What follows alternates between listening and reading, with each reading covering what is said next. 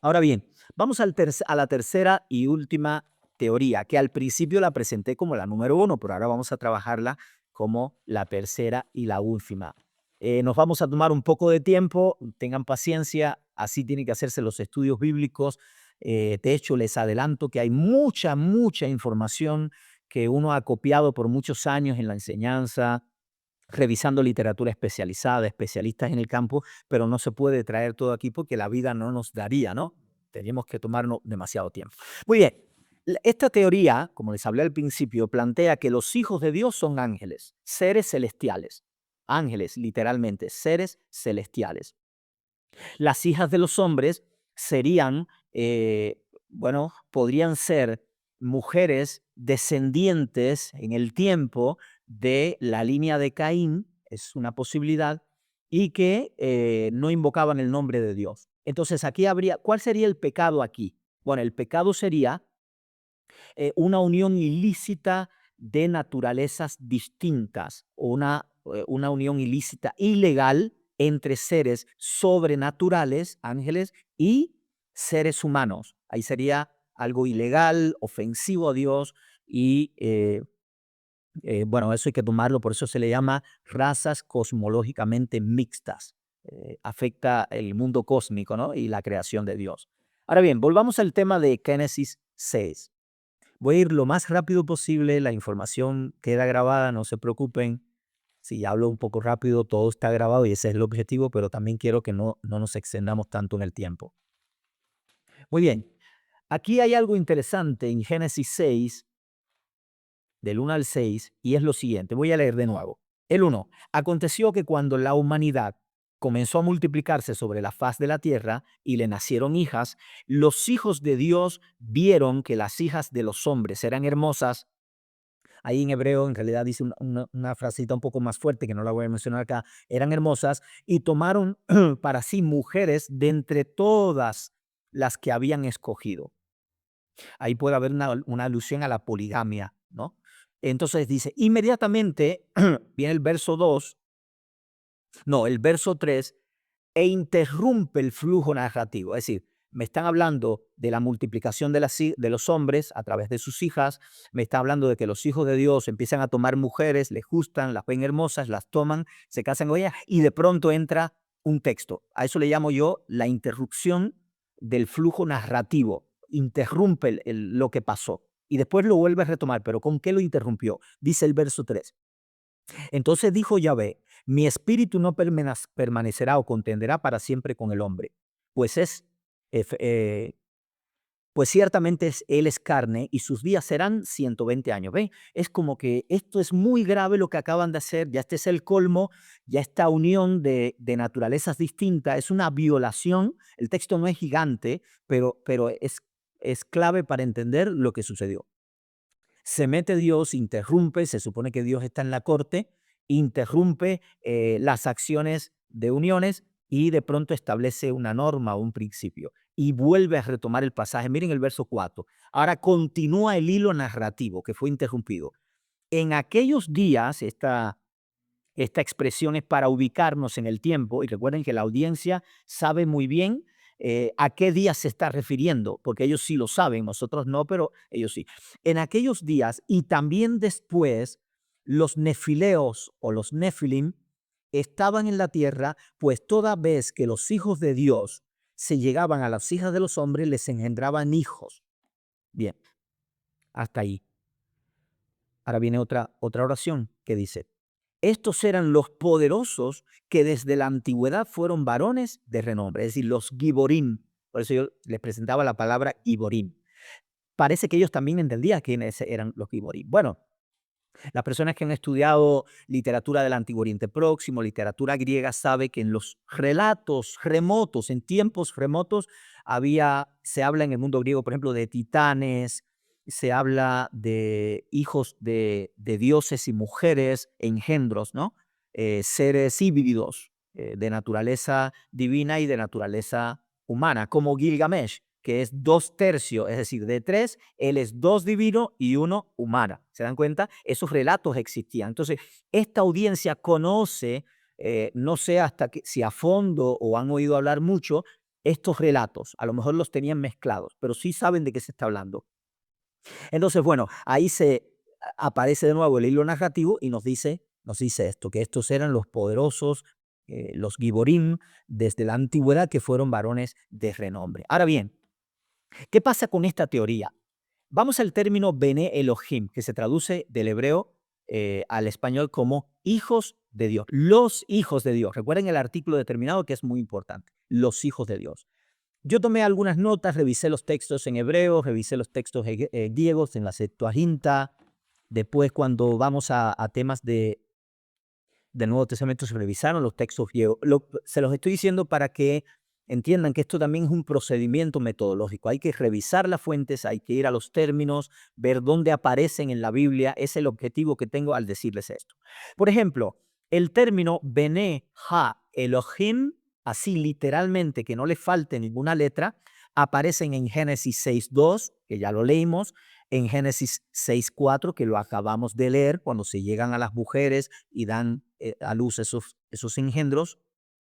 En Job 1.6 dice, llegó el tiempo en que Yahvé, lo estoy diciendo de memoria, ¿no? En que Yahvé se reunió y se presentaron delante de él los hijos de Dios, y después se presentó Hasatán. Bueno, los hijos de Dios ahí es Bene Ha Elohim. Literalmente, no le falta ni una consonante. Y aparecen con el artículo determinado. Y en Job 2.1, que dice más o menos lo mismo que en el 1.6. Lo voy a leer brevemente. Yo sé que estos son pasajes muy familiares para ustedes cuando han leído el libro de Job, etcétera. Pero lo volvemos a leer para ubicarnos bien en el contexto. Job 2.1 dice, llegado el día en que los Bene Elohim, idéntica a la frase a Génesis, los Bene Elohim se presentan ante Yahvé, ¿ve? Se presentan ante la corte de Yahvé, vino también con ellos Hasatán, el acusador, a presentarse delante de Yahvé. Entonces, parece ser que estos Bene Elohim, que como frase en hebreo, Bene Ha Elohim, así literalmente, solo aparece en Génesis 6.2, Génesis 6.4, Job 1.6 y Job 2.1.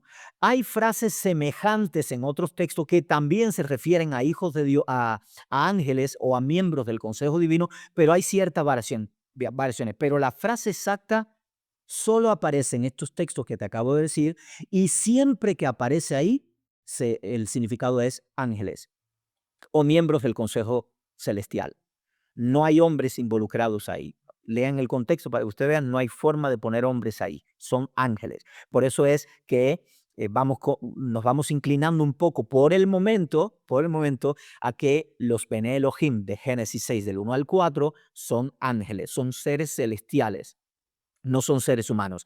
Por ejemplo, tenemos también el término Bene Elohim, así, literalmente, muy casi idéntico al otro de Génesis 6, solo que el otro tenía Bene Ha Elohim, tenía el artículo determinado. Ahora, en estos que te voy a decir, no tiene el artículo determinado, pero dice igual Bene Elohim, ¿no? Entonces, recuerden la diferencia que estoy haciendo de los grupos de texto y por qué estoy haciendo la diferencia. Por ejemplo, en Deuteronomio 32.8, a ver, aquí hay un temita que creo que les va a gustar porque son datos quizás nuevos para algunos.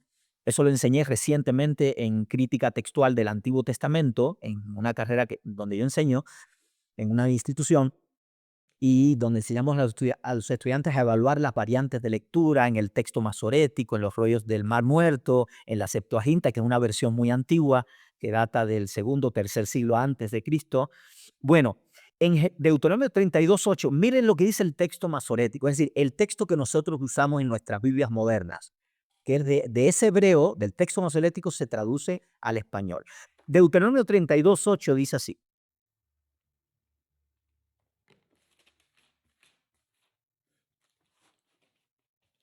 Dice el texto, es un cántico de Moisés. Después léanlo desde el capítulo 32.1 en adelante. Es un cántico de Moisés, pero vamos a ubicarnos solo en un texto.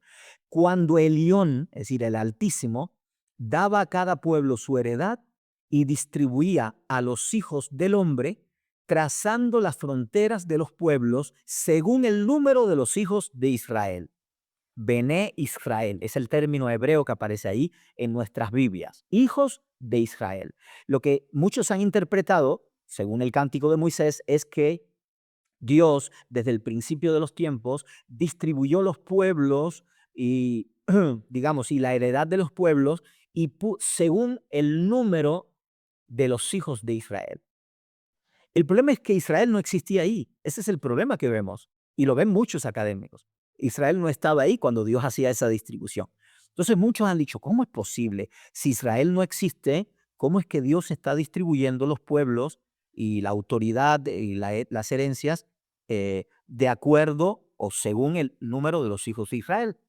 Bueno, ¿cómo han resuelto esto algunos académicos o muchos?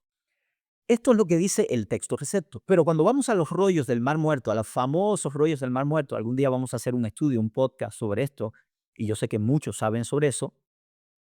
eh, en el 4Q Deut J, que eso es una clasificación, después la explicamos, aparece no Bené Israel, sino Bené Elohim. Mire, Bené Elohim, muy semejante a Génesis capítulo 6, versos 1, bueno, principalmente el verso 2 y el verso 4, Bené Elohim. Entonces dice, en el texto hebreo masorético dice Bené Israel, pero en el texto masorético, que es muy antiguo, data de 200 o 300 años a partir de ahí, ¿no? No es que todo data de esa fecha, sino que del segundo o tercer siglo antes de Cristo en adelante se fueron copiando, ellos guardaron se dedicaban a preservar los manuscritos. En el texto que aparece de Deuteronomio 32:8 aparecen los Bene Elohim. Ahora tiene un poco de lógica, más de lógica, según los académicos, porque entonces Yahvé Elión, el Altísimo, que es Dios, es el único Dios verdadero. No es que está Elión, Yahvé, como esas herejías que han aparecido recientemente o hace tiempo. No, no, no. Elión es Yahvé, es el Dios Altísimo.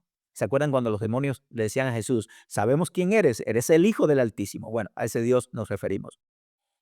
Cuando Elión daba a cada pueblo su heredad y distribuía a los hijos del hombre, trazando las fronteras de los pueblos según el número de los hijos de Dios, según el número de los Bene Elohim. Entonces muchos han creído que Dios al principio de los tiempos, cuando distribuía a los pueblos, ponía ángeles a custodiar las naciones, ¿no? Se puede leer, por ejemplo, el libro de Daniel habla un poco de eso. No nos da toda la información, no, por supuesto, pero Daniel habla del príncipe de Media, el príncipe de Persia, que podían luchar contra ángeles, que tuvo que venir el arcángel Miguel para defenderlo a él, para poder después volver a luchar, etcétera. Entonces estamos viendo como que hay príncipes en naciones. Estamos con mucho cuidado manejando esto, ¿no? Pablo también en Efesios 6 nos dice, nuestra lucha no es contra sangre y carne, sino contra príncipes. Tasarjas en griego se traduce príncipes o principados también. Tasarjas, etcétera. Principados, potestades, gobernadores de las tinieblas de este mundo, huestes espirituales de maldad. Bueno, entonces las personas que adoptan esta posición dirían que muchos de estos Bene Elohim o hijos de Dios que estaban a cargo de naciones se rebelaron.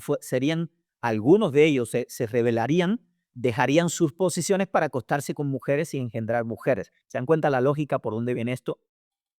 Pero otro detalle interesante es que cuando revisamos la LXX, que es la Septuaginta, que es la primera versión del hebreo al griego que nos ha llegado hasta el momento, ella traduce del hebreo ahí angelo theou o angelo theou, que eso significa hijos de Dios. Perdón, ángeles de Dios. ¿Vieron? Entonces tenemos el texto masorético en hebreo, es el tradicional, el convencional, hijos de Israel. Pero tengo los rollos del Mar Muerto y la Septuaginta que coinciden. Rollos del Mar Muerto, Bene Elohim, hijos de Dios. La Septuaginta, ángeles de Dios. Interesante. Hay otro dato muy interesante que la gente no lo puede ver en las Biblias, en las traducciones modernas, porque no aparece en el texto masorético y es también Bene Elohim en Deuteronomio 32:43. Ahí mismo, si nos vamos a Deuteronomio 32:43, miren lo que dice. 32:43. Dice mi versión, exaltar naciones a su pueblo porque Él vengará la sangre de sus siervos, restu- res- a ver, retribuirá la venganza a sus adversarios. Ven, así se plantea en nuestras Biblias. Pero, en los rollos del Mar Muerto, en el 4Q Deut Q, para las personas que saben de esto, ya saben por qué lo estoy diciendo, aparece algo que no aparece en nuestras Biblias. Es como que está diferente a este. Acuérdense que los dos textos son muy antiguos, los dos textos hebreos. Aparece que los hijos de Dios o que los Bene Elohim se inclinen delante de él, es decir, delante de Dios. Interesante porque allá en la comunidad de Qumran, el texto, ese texto específicamente que ya les di el código, registraba este pasaje donde dice que los hijos de Dios, que los Bene Elohim, se inclinen ante él. Interesante. Pero también es interesante que la Septuaginta, que data aproximadamente, es decir, la traducción al griego se hizo aproximadamente por la misma fecha cuando se están copiando estos libros de los rollos del Mar Muerto. También viene el término en griego proskunesatosan auto pantes huioi theou. Inclínense o póstrense ante él o a él todos los hijos de Dios. ¿Se dan cuenta? Entonces, hay otro texto interesante donde tenemos el texto masorético, donde no habla de los hijos de Dios, pero los rollos del Qumran habla de los Bene Elohim postrándose ante Dios o que se postren ante Dios, y en la Septuaginta se dice lo mismo. Los hijos de Dios, todos deben postrarse ante él. ¿No le parece atractivo esto? Que siempre que estemos hablando los Bene Elohim o Bene Elohim, también hay otros textos que nos hablan de esto. Ahora, hay una variante de esta frase. Miren, hay una variante que es Bene Elim.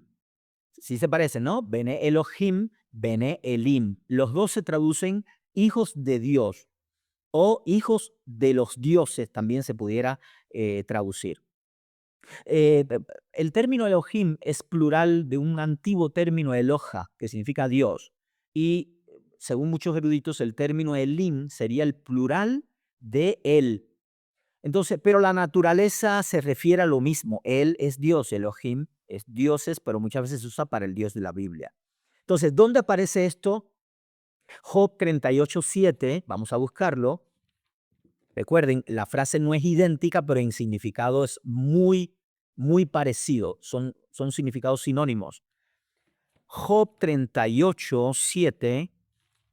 Miren todo lo que hay que hacer para estudiar bien los textos polémicos, ¿no? Hay mucho texto, muchos libros en la Biblia que cualquier persona lo puede leer y se entiende cómodamente, pero nadie puede negar que hay cientos de textos complejos y tenemos que explicarlo. ¿Saben por qué? Porque la gente los tuerce en las redes sociales, buscando lo espectacular, la fantasía, la especulación, entonces empiezan a enseñar lo que sea, y muchos que no han tenido estudios rigurosos sobre el pasaje, no han revisado los especialistas, los textos antiguos, a ver qué dice, a ver si es verdad que lo que me está diciendo, eso es lo que yo debo enseñar, pues se ponen a copiar y pegar. Y con eso hay que tener mucho cuidado, de no ser partícipes de proliferar información que no es rigurosa. Bueno, Job 38:7 dice así: cuando alababan todas las estrellas del alba y todos los hijos de Dios daban gritos de júbilo, ¿quién encerró el mar con doble puerta?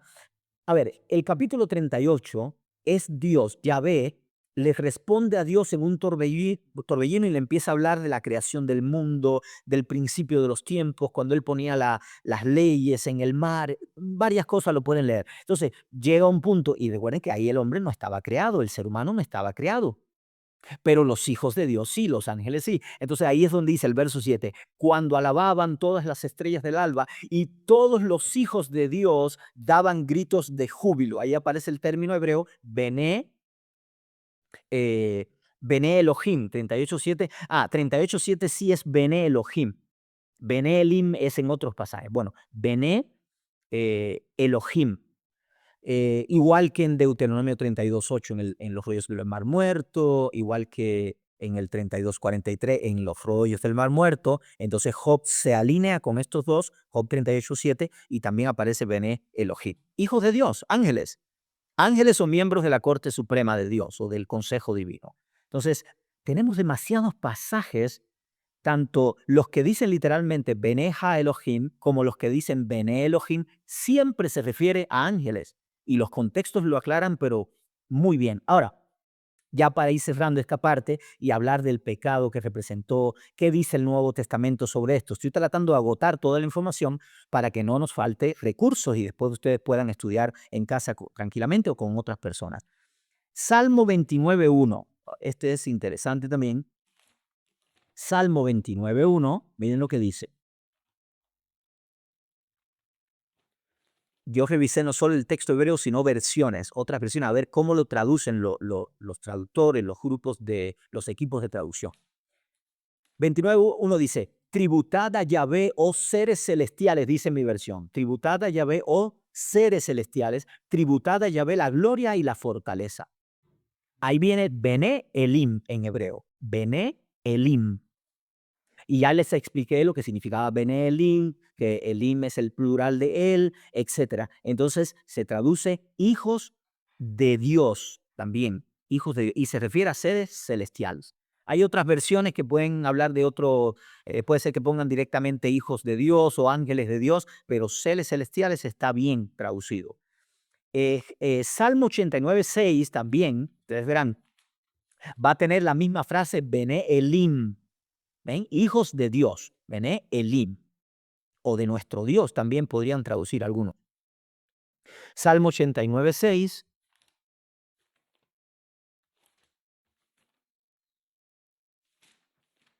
Voy a ver si hace. Hay mucho todavía, que falta mucha información, ¿no? Pero vamos a ver cómo lo resumo lo más posible para no hacer tan largo el video. Igual, compartan, disfrútenlo.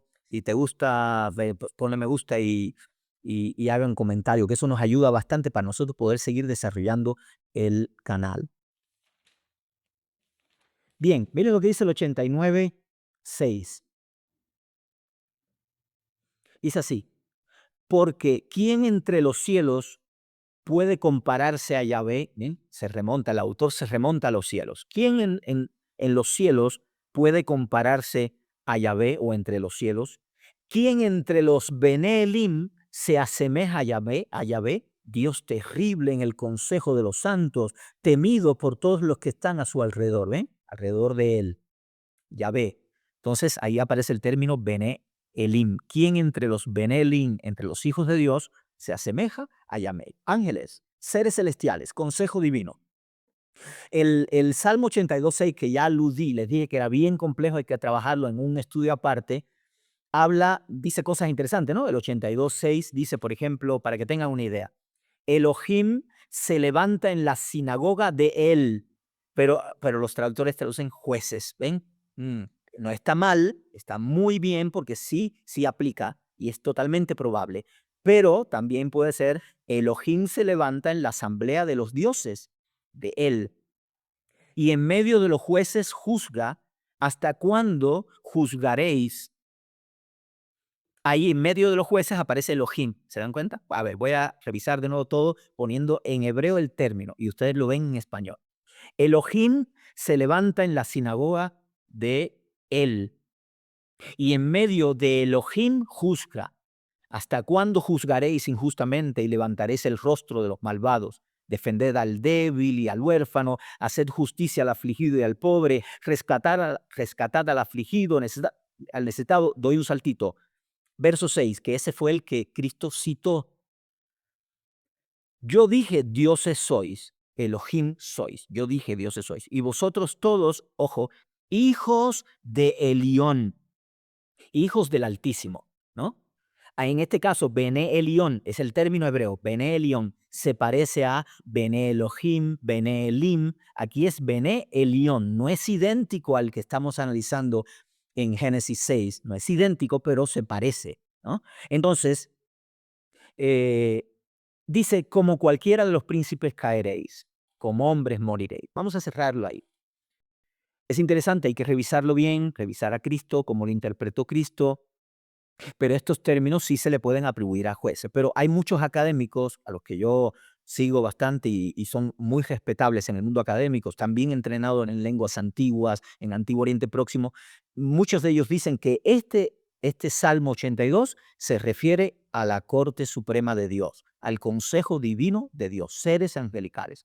En cambio, hay otros académicos, también de mucha reputación, que plantean que no, que aunque tienen los términos Bene Elión o Elohim, El, etcétera, se refiere a los jueces que tenían mucha autoridad y habían torcido las leyes y todo eso. Lo dejo ahí para un momento en otro tipo de análisis. Ahora, les traje algunas ideas. ¿Cuáles son los problemas de esta teoría? Recuerden cuál es la teoría, la teoría última que estoy analizando. Bene Elohim, Beneja Elohim, los hijos de Dios, ángeles. Eh, Banot Ha Adam, hijas de Adán, mujeres del linaje de Caín o el linaje general de los hijos de los hombres que estaban desobedeciendo a Dios en todo. Y quizás los padres confabulados y todo esto.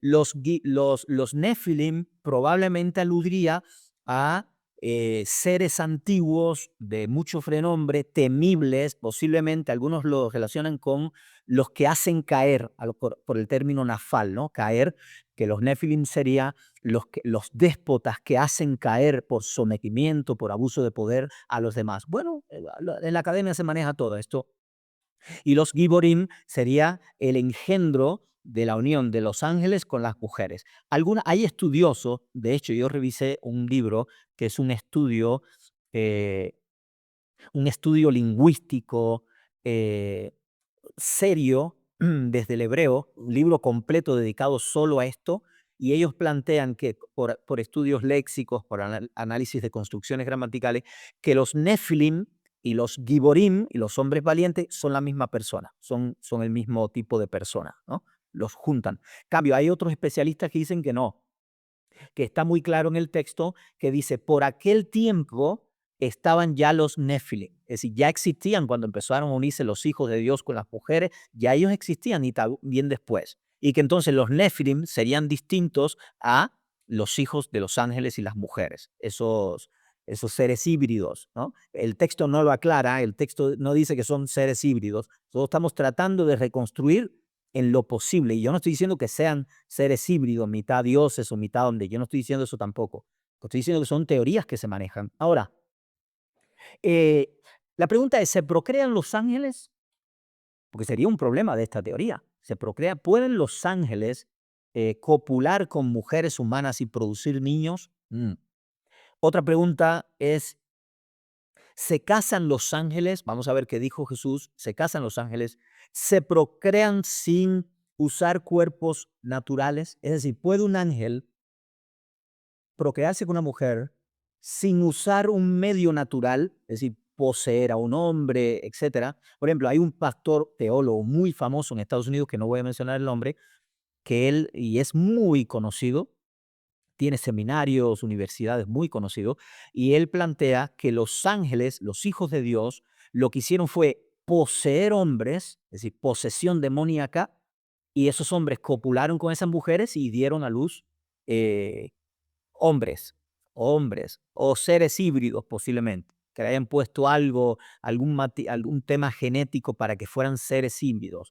¿Será posible eso o será una especulación? Bueno, es totalmente posible que ángeles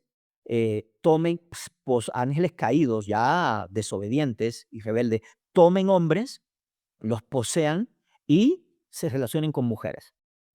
Y que entonces den lugar a hombres como resultado de esa unión de seres poseídos por demonios copulando con mujeres. Ahora, que dan seres híbridos, ya eso se sale de nuestro alcance. Podemos especular, es totalmente legal especular, pero hay que tener mucho cuidado porque yo personalmente no quiero decir algo que sea contrario a la Biblia o que sea exagerado o fantasioso. Yo prefiero ajustarme a los datos y quedarme ahí. Y cuando voy a especular, digo, estoy especulando, estoy imaginando. Cuando yo hablo así es que puedo estar totalmente equivocado, ¿no? Ahora, bueno, es una posibilidad, eso es una posibilidad. Por eso es la pregunta, ¿no?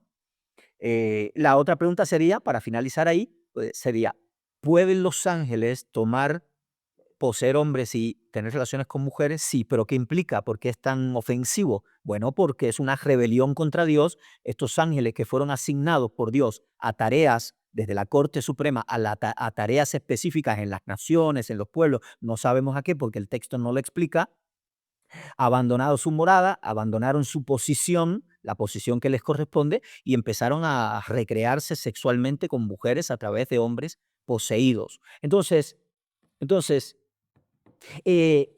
hasta ahí también podemos seguir debatiendo esto, ¿no? Ahora, ¿qué dice Jesús?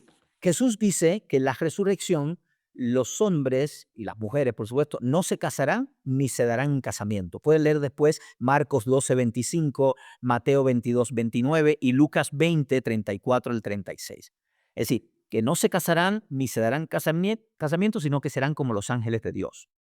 Ahora, el problema que hay aquí es que el texto de Jesús o los textos no dice que los ángeles no pueden hacerlo, sino lo que está diciendo es que no lo hacen, no se casan, no se dan en casamiento y que no lo van a hacer tampoco. Y que cuando nosotros seamos transformados en la resurrección, seremos como los ángeles que no nos vamos a casar. No dice que se puede o que no se puede copular. El texto llega hasta ahí. Lo demás, cuidado con añadirlo, entonces mejor decimos lo que puede decir. Ahora, ¿por qué digo esto? Porque también Jesús, por ejemplo, cuando vamos a Jesús, la pregunta es, ¿comen los ángeles? Bueno, ya preguntamos si se pueden procrear. Bueno, ahí puede haber vías, no lo sabemos, pero ¿pueden comer los ángeles? Y si comen, ¿qué tienen que hacer? ¿Qué vía tienen que buscar? Bueno, este pensador y otros teólogos dicen que poseyeron hombres y copularon. Bueno, y la pregunta es, ¿y cuando los ángeles comen en la Biblia, en el Antiguo Testamento, y dice literalmente que comen, qué vamos a hacer con eso? Porque un espíritu no come. Eso lo demostró Jesús, por ejemplo, en Lucas 24, versos 36, 39, 41, 42 y 43, Cristo le dice a los discípulos, miren, soy yo, miren mis manos, los espíritus, porque ellos lo confundieron con un espíritu o con un fantasma, ¿no? Los espíritus no tienen hueso ni carne. Y como ellos estaban turbados y todavía no creí, no entendían que los espíritus no tienen hueso ni carne y que él sí lo tenía. Entonces le digo, tráiganme pescado. ¿Para qué? Para comer, para seguir convenciéndolos, porque un espíritu no se sienta a comer con seres humanos. Sin embargo, aquí hay excepciones. Como les expliqué en Saúl y la pitonisa de Endor, hay excepciones y ahora en el Antiguo Testamento sí aparecen ángeles comiendo y aparecen personas sirviéndole comida a los ángeles, leche cuajada, no sé si queso, un becerro y ellos comiendo. Entonces, ¿cómo puede un ángel comer? Tiene que haber una vía. Bueno, la corporeidad, han hablado algunos, ¿no? Muchas personas plantean, académicos y todo, que los ángeles, para poder manifestarse, tienen tienen que hacerse corpóreos, si no, no podrían comer. Entonces la pregunta, ¿pueden hacer eso los ángeles? Bueno, en el Antiguo Testamento hay algunos textos donde dice que se ocurrió. Bien, para ver si los ángeles comían según el relato de la Biblia, nos vamos a ir a Génesis 18, 1 al 6 y al 8, el verso 8. En Génesis 18 hay lo que llamamos en teología una teofanía. ¿Qué es una teofanía? Es una manifestación de Dios a través bueno, de ciertas formas, y puede ser a través también de ángeles actuando en representación de Dios, etc. Es un poco más complejo, pero lo que quiero que vean es lo siguiente. Mire, en Génesis 18, verso 1 en adelante dice así. Después se le apareció Yahvé, lo dice literalmente, se le apareció Yahvé. Ahora, ¿cómo se le apareció? En el encinar de Manre, estando él sentado a la puerta, él es Abraham, a la puerta de la tienda en el más intenso calor del día. Y alzando sus ojos, miró y he aquí 3 varones. Ojo con ese 3 porque es importante. Erguidos frente a él, en cuanto los vio, corrió a su encuentro desde la puerta de su tienda y se postró a tierra y exclamó, Señor mío, si he hallado gracia ante tus ojos, te ruego que no pases de largo junto a tu siervo.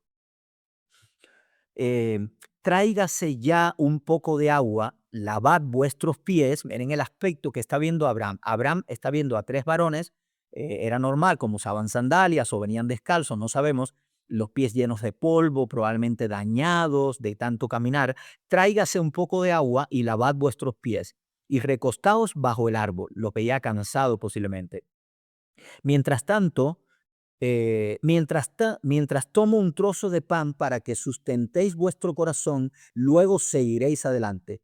Pues por eso habéis pasado junto a vuestro siervo.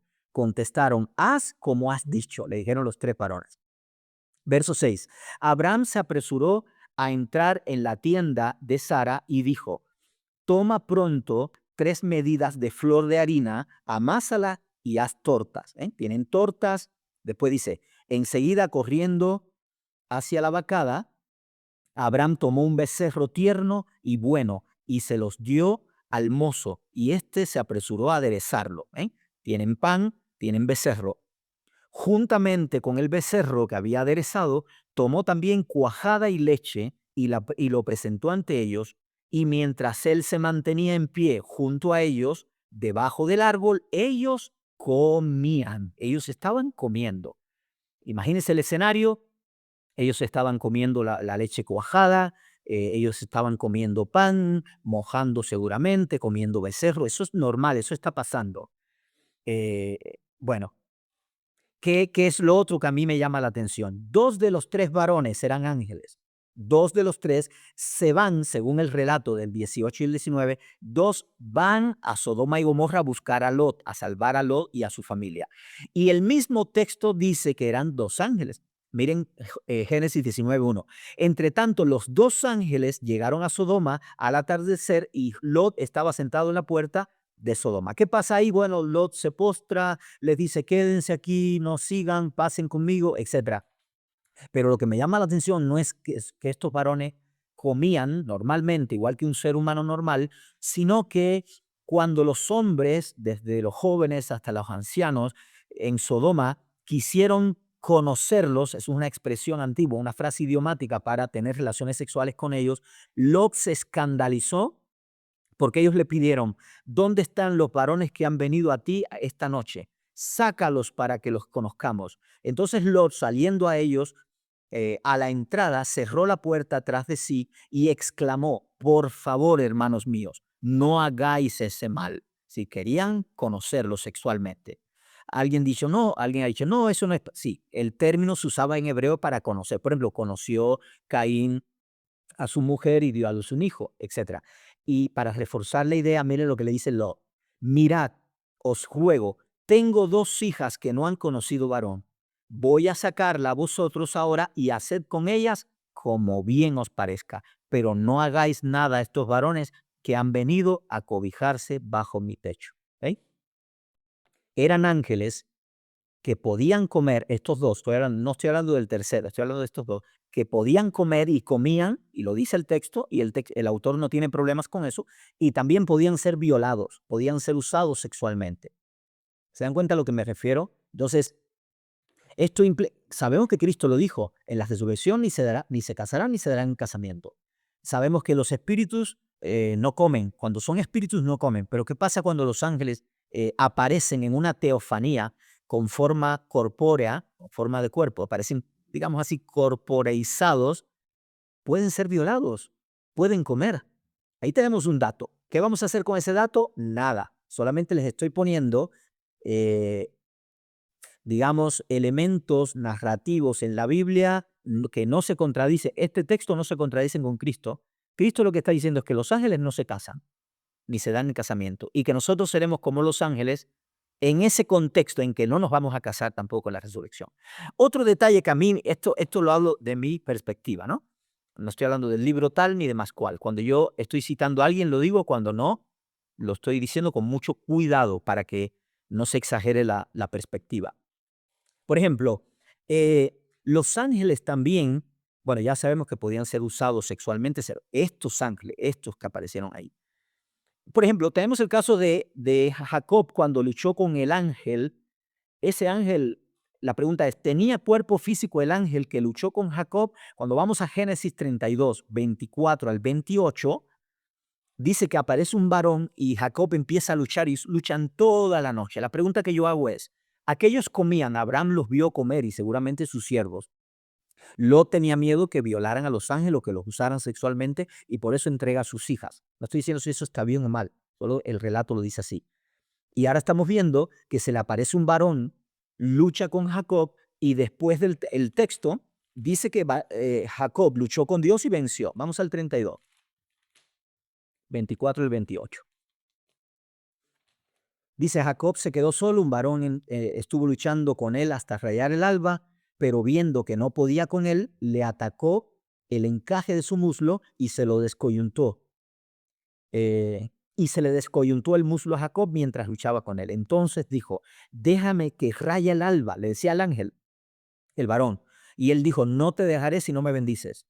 Y le dijo, ¿cuál es tu nombre? Y él respondió, Jacob. Y dijo, ya no será tu nombre más llamado Jacob, sino Israel, porque has luchado con Elohim y con los hombres y has vencido. Esa expresión, has luchado con Elohim y los hombres y has vencido, tiene una connotación más grande, ¿no? Porque había que explicar cómo luchó con Elohim, cómo luchó con los hombres o cómo luchaba con los hombres, en qué contexto, etc. Ahora, si alguien duda de que este varón sea un ángel, Oseas 12, 3 y 4 lo dice claramente. Oseas 12, 3 y 4 dice así. En el vientre tomó por el calcañar a su hermano, y en su vigor luchó con Dios, luchó con el ángel y prevaleció o venció. Fue una lucha con un ángel. Entonces ahora tenemos no solo que hay ángeles comiendo en el Antiguo Testamento, según las teofanías, hay que manejarlo con cuidado, hay ángeles los sodomitas quieren violarlos, tomarlos sexualmente, y Lot está aterrado. Ahora vemos un ángel, varón de Dios, que es un ángel según la interpretación de la misma Biblia, y para poder luchar con Jacob, es decir, Jacob todo el tiempo está luchando físicamente con alguien. Es decir, es una lucha física. Alguien podría decir, no, no, era una lucha con un ángel espiritual. El texto no habla de eso. Este ángel dice, al ver que no podía con él, el ángel, eso es lo que dice el texto, el ángel no podía con él, le dañó, lo descoyuntó. Claro, un ángel es mucho más poderoso que los seres humanos, nos pueden destruir en un segundo, pero aquí el texto está narrando eso. Quizás pusieron el ángel a la altura de Jacob para enfrentarse, para demostrarle a Jacob cómo tenía que luchar en la vida, cómo tenía que buscar luchar, la bendición de Dios, etcétera. Bueno, ahí está el texto. Yo no lo voy a interpretar mucho, solamente estoy diciendo que hay que tener cuidado de esa gente que dice que no, que es imposible que los hijos de Dios sean ángeles porque los ángeles no podían tomar forma parecida a la humana o no lo sé. Pero hay que tener cuidado porque tenemos textos que hay que abordarlos con mucho cuidado y hay muchas opiniones, pero no podemos negar el texto. Eso sí no lo podemos hacer, no podemos negar el texto. Bueno, y lo otro que a mí me llama la atención son las varas en serpientes. ¿Se acuerdan ustedes en Éxodo 7, del 8 al 12, cuando la vara de Aarón de Moisés, cuando ellos tiran la vara se convierte en serpiente? Eso es real, eso no es un truco, porque es Dios quien está operando el milagro. Entonces, Dios está convirtiendo madera en un ser biológicamente vivo, genéticamente real. Se convirtió en una serpiente. Ese es el poder que tiene Dios. Pero lo llamativo es que los magos de Egipto, de la corte de Faraón, también tomaron delante de todo el que estaba viendo, delante del Faraón, de Moisés, de Aarón, de todos los que estuvieran. ¿Cuántas personas había? Y no tenemos ni idea, el texto no dice tanto. Ellos también soltaron sus varas y las varas se convirtieron en serpientes. Dice, estos magos que desde la tradición evangélica diríamos que estaban gobernados por poderes demoníacos y cosas así, convierten también palo, o digo palo por madera, la convierten en seres, en animales vivos, biológicamente están vivos, tienen genes, tienen todo lo que tiene una serpiente. Y la evidencia es que viene la serpiente de Moisés y de Aarón y se come a esta serpiente. Es un relato. Alguien puede decir es un mito, una leyenda, lo que sea. Bueno, yo no lo veo así. Yo lo veo como un relato real que ocurrió y la Biblia está certificando el enfrentamiento entre Dios y los poderes ocultos que había en la corte de Faraón. Entonces ahí vemos que hay cosas que para nosotros son absurdas, pero están ocurriendo al estilo de lo más que ocurrió. Entonces, Ya para cerrar, porque se ha hecho muy largo el video, lo vamos a dividir en dos partes. Para cerrar, quiero ver qué creían en el Nuevo Testamento. Vamos a irnos muy rápido. Voy a eliminar algunos detalles para poder culminar el, con el estudio, ¿no? Cuando vamos al Nuevo Testamento, ¿cómo interpretaron algunos autores del Nuevo Testamento este relato de Génesis 6 del 1 al 4? ¿Cómo suponemos nosotros que ellos lo interpretaron? Ya yo les hablé de Primero de Enoch, es un libro muy famoso del periodo del segundo templo, que era conocido en el mundo cristiano. Al principio, es más, Judas cita un texto, por lo menos un texto de ese libro, Enoch, que hoy lo conocemos como Enoch, el Enoch etiópico. Ahora, cuando vamos a la primera carta de Pedro, capítulo 3, versos 18 al 20, hay un relato ahí también complejo y polémico, pero vamos a ver cómo lo interpretan muchos eruditos hoy. ¿Qué hace Pedro? Pedro está hablando de los espíritus encarcelados.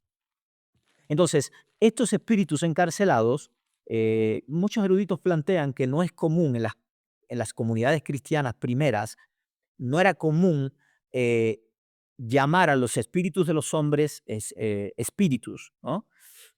Había otras retóricas, otras formas de llamar, a menos que fuera evidente que se estaba refiriendo a espíritus de hombre, pero muchas veces usaban el término espíritu para seres espirituales, seres caídos o ángeles, depende. Estoy hablando no solo de la literatura cristiana, sino de la literatura del Segundo Templo. Entonces, ¿qué dice Pedro? Pedro dice, a grandes rasgos, no lo voy a leer completo, él dice que Cristo padeció por nuestros pecados y él fue muerto, pero también fue vivificado en espíritu, en el cual, es decir, en el espíritu, en el cual eh, también fue a predicar o a proclamar su victoria, depende, a los espíritus encarcelados. ¿Qué espíritus encarcelados son esos? Dice el texto, el 20, que en un tiempo desobedecieron cuando esperaba la paciencia de Dios en los días de Noé, mientras se preparaba el arca. Es decir, estos espíritus encarcelados son espíritus de los seres desobedientes en la época en que se preparaba el arca de Noé, en esa época, es decir, antes del diluvio. Interesante, ¿no? Porque esto me suena a la rebelión de los hijos de Dios con las hijas de los hombres.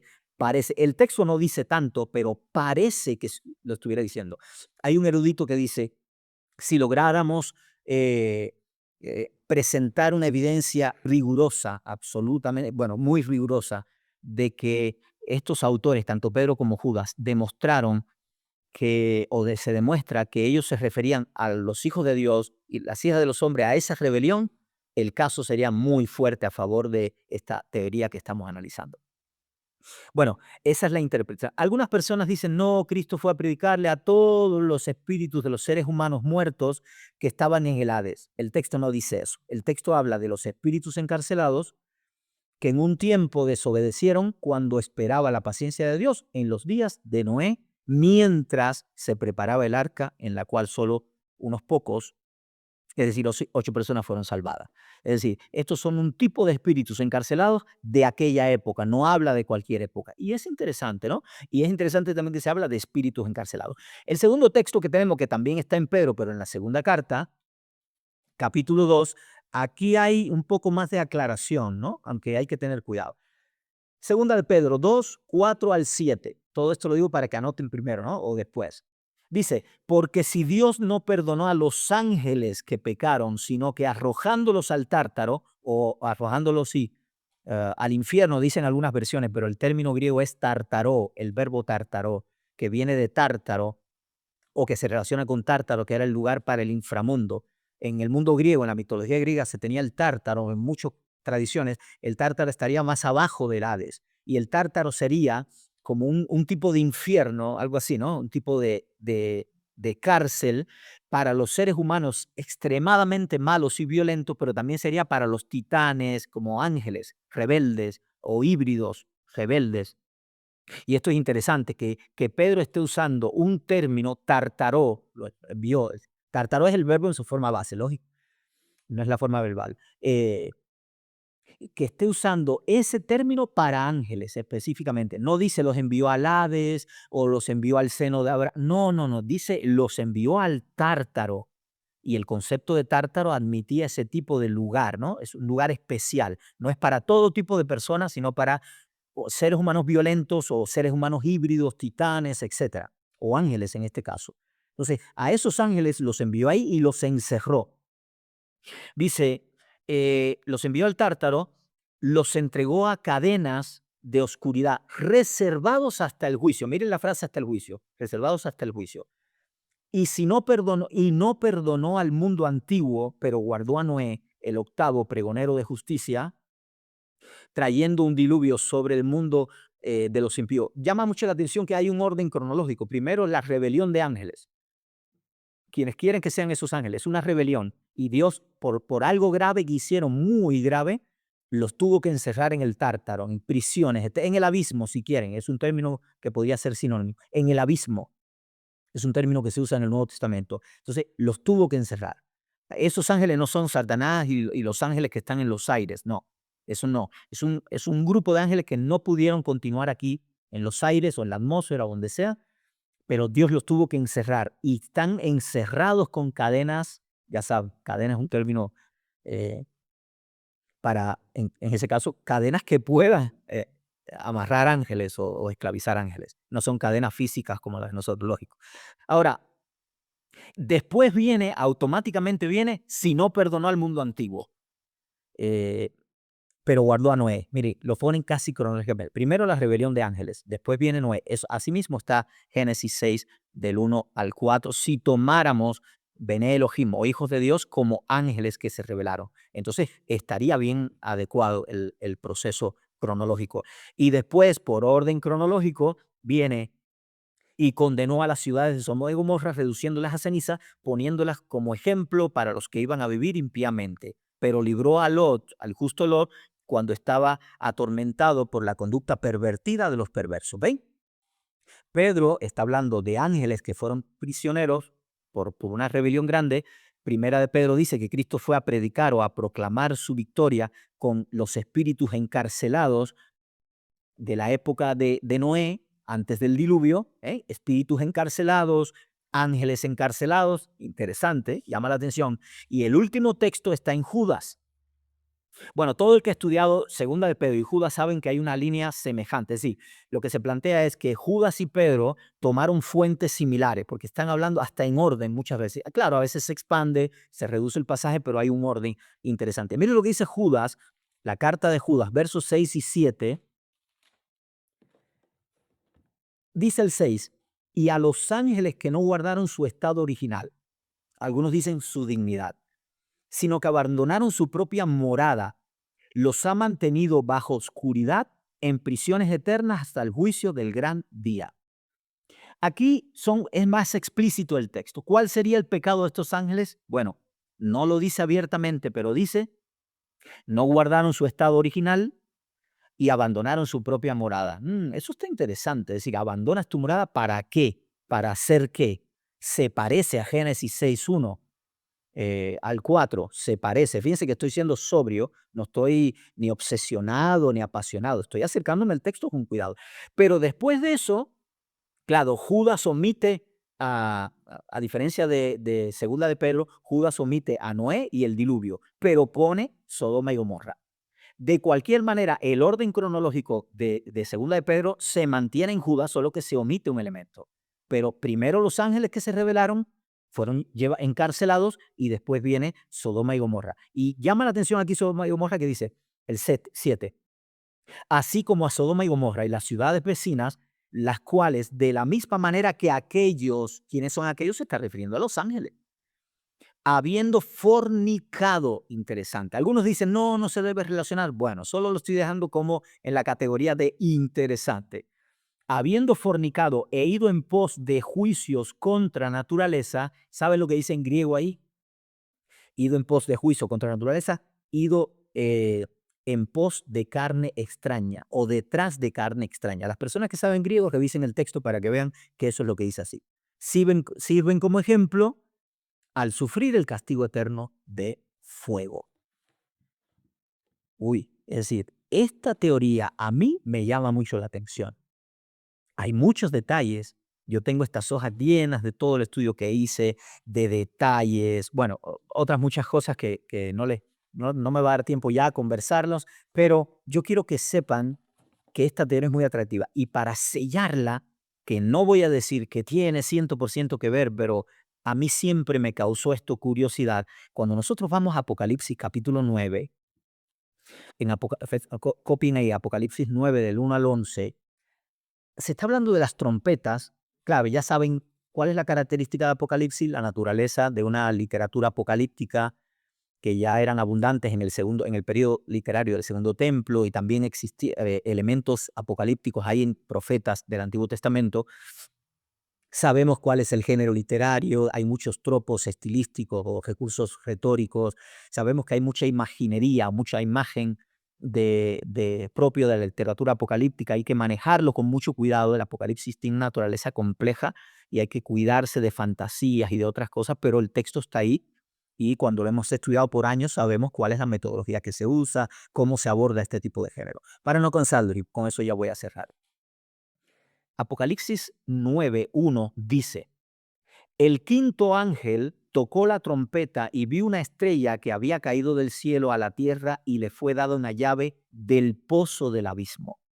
Nos ponemos en contexto. En reiteradas ocasiones, cuando se habla de estrellas que caen, etcétera, son ángeles, son ángeles. Eh, Ese ángel o esa estrella venía caía del cielo. Aquí no podemos empezar a que es un demonio que cayó, no. Caía del cielo es que viene del cielo, pero bueno, no tenemos mucho recurso.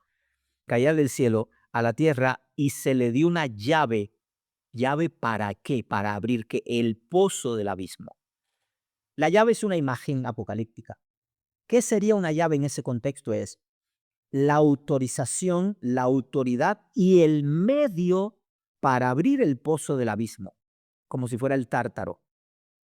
Por eso eso es abusos en griego, es pozo profundo, que no tiene fondo. Abusos significa que no tiene fondo, que es inmenso. Por eso los griegos lo concebían como más abajo del Hades. Entonces, y abrió el pozo del abismo, y del pozo subió humo, como humo de gran horno, y a causa del humo del pozo fueron entenebrecidos el sol y el aire. ¿Por qué? Porque te va a presentar un ejército gigantesco de langostas extrañas. No son langostas literales porque tienen un montón de símbolos extraños que hay que interpretar con mucho cuidado. Bueno, para no cansarlos, ahí pueden leer todo el texto del capítulo 9. Lo que llama a ti la atención es que lo que sea que había ahí abajo en ese pozo del abismo, que estaba cerrado, que no había acceso, nadie puede abrir ni cerrar eso si no es Cristo el Padre, nadie. Y un ángel que venga con esa autorización y con el medio. ¿Cómo abro ese pozo? Solo Dios lo sabe. Lo que sea que hay ahí abajo, encerrado, está encarcelado. Y el verso 11 nos da mucha luz, porque hay personas que han propuesto, y me parece interesantísimo el contexto en el mundo romano. Por ejemplo, había un pueblo que los romanos le temían mucho, que tenían como límite natural entre el Imperio Romano y ellos el río Éufrates, perdón, el río Éufrates. Es interesantísimo el contexto histórico, pero es totalmente probable de que el autor estuviera reflejando el contexto histórico a través de imágenes apocalípticas, pero también es totalmente probable de que estos fueran espíritus encarcelados al estilo de Primera de Pedro, de Segunda de Pedro y de Judas. Bene Elohim, que violentaron algo, hicieron algo violento, eran ángeles que tuvieron que ser encarcelados. No podían continuar en la tierra porque eran muy peligrosos y porque la ofensa fue cósmica, grave. Pero lo que llama la atención el verso 11 que dice: sobre ellas, es decir, sobre estos seres, sobre este ejército de langostas, sobre ellas tienen por rey al ángel del abismo. No dice es Satanás. Hay autores que creen que Satanás, la Biblia no dice que es el ángel del abismo. La Biblia dice que él es el príncipe de este mundo, el príncipe de la potestad del aire, etcétera. Pero nunca dicen que es el rey del abismo, ni que él está encerrado en el abismo. No. Dice, tienen sobre ellas por rey al ángel del abismo, cuyo nombre en hebreo es Abadón y en griego tiene por nombre Apolión. Después dice, el primer ay pasó, he aquí después de esto vienen algunos, aún dos ayes. Miren, en las tradiciones, en la mayoría de las tradiciones judías del segundo templo, junto con la tradición del primer libro de Enoc o el Enoc etiópico, los ángeles, los judíos concebían que en una época remota los ángeles se habían rebelado contra Dios y habían sido encarcelados. Un grupo de ángeles habían sido encarcelados, estaban encerrados en el abismo. Algunos ubicaban este abismo bajo la tierra, como ya les dije, un pozo profundo, otros lo ubicaban en la atmósfera. Bueno, no vamos a entrar en ese detalle, pero lo que quiero que sepan es que yo personalmente, es mi interpretación particular, yo creo que el ejército de langosta que están representados por imágenes apocalípticas extrañas, yo creo que es un ejército de ángeles encarcelados, especialmente para un juicio, para estos tiempos. Están bajo el dominio absoluto de Dios. Fíjense que Juan, que también estaba familiarizado, probablemente como todo judío, como los judíos en aquella época, con el libro de Enoch, no le pone por nombre a este ángel Azazel u otros nombres que aparecen en el libro de Enoch. No, Juan es muy sobrio. Juan dice, el rey de estos ángeles es el rey del abismo, o ellos tienen por rey al ángel del abismo. Le llaman el ángel del abismo. Es un ángel famoso y tiene por nombre en hebreo Abadón y en griego Apolión. Esto es muy interesante y de hecho después, cuando ustedes continúen ese mismo capítulo, se sueltan 4 ángeles que están presos en el Éufrates. Y eso significa que, de acuerdo a las tradiciones judías del segundo templo, Dios había encerrado ángeles en diferentes lugares, a veces en ríos, a veces en el abismo, etc. Entonces, no somos los seres humanos modernos, por vivir en épocas tan distantes, nosotros no tenemos toda la información para determinar quiénes son esos 4 ángeles atados en el abismo, que van a traer otro ejército enorme. ¿Quién es ese ángel del abismo, que es el rey de esas miríadas y miríadas de langostas, de seres infernales que salen del mismo abismo, que estaban encerrados? Si no se les abre el abismo, no pueden entrar. Algunas personas han dicho, no, estos son los más temibles enemigos del Imperio Romano en la época, en el primer siglo, que estaban al otro lado del Éufrates. Mira, se abrió el abismo, hay que entender el contexto. Estaban encerrados, encarcelados. Hay que abrir el abismo para que puedan salir. Esto no es un ejército al que Dios le dice, mira, a ustedes que son los enemigos de Roma, enfréntense a Roma. Hay que tener cuidado porque estos textos de un ángel con una llave tiene que venir del cielo. Abre el abismo, que tradicionalmente era un lugar para encerrar seres angelicales, hombres violentos, etcétera. Salen de ahí, se les da órdenes estrictas de que no pueden violar nada, tienen que hacer lo que se les dice. Si no, el castigo es 1000 veces violento, ¿no? Por decirlo de alguna manera. Y que para colmo tienen por rey al ángel del abismo. A mí me huele a un ejército de ángeles que en un momento hicieron algo grave y que por eso están encerrados en el abismo. No hay forma de que salgan de ahí, a menos que Dios los quiera utilizar para algo. Entonces, para mí, esta teoría de los hijos de Dios, ángeles o consejo divino, es muy interesante. Bueno, con esto terminamos. Hemos visto a grandes rasgos 4 categorías: los hijos de Dios, las hijas de los hombres, los Nefilim y los Giborim, que son los más difíciles. Hay más información. Podríamos haber analizado, por ejemplo, yo les anoté aquí una serie de textos donde aparecen, por ejemplo, los Anakim, los, bueno, otros, los Refaim, que son muy famosos, que a veces son una etnia de gigantes en la Biblia, en algunos contextos, pero en otros contextos son sombras del Sheol, pero no da para hablar tanto, es demasiada información, pero en su momento creo que sí lo vamos a trabajar.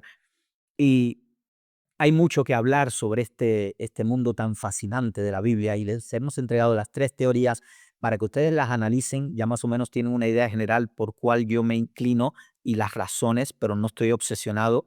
Yo sigo buscando, tratando de encontrar los problemas que tiene esta teoría, igual que los problemas que tiene la otra. Y yo, por ser un pasaje tan polémico, tan complicado, no tendría problemas en seguir investigando, aunque esto uno lleva años en estas investigaciones, y encontrar los datos más importantes que respalde y sobre todas las cosas que tenga un fundamento riguroso en la Biblia, que se pueda sostener bíblicamente desde un contexto pleno y apropiado. Bueno, con esto hemos terminado. Gracias por tu atención. Espero que hayas disfrutado de este estudio, que lo puedas seguir investigando. Dime en los comentarios cuál de las tres teorías te parece que es la más de peso, la que más lógica tiene para ti. Si quieres poner algunas razones, ponlo, que vamos a estar muy atentos a tus comentarios y como dije al principio, compartan, háblenle a sus amigos de este canal y eso nos va a ayudar a nosotros muchísimo para seguir creando programas útiles, educativos sobre Biblia, ciencias bíblicas, teología, espiritualidad y que podamos llegar a mayor cantidad de personas. Que Dios te bendiga y que pases un excelente día.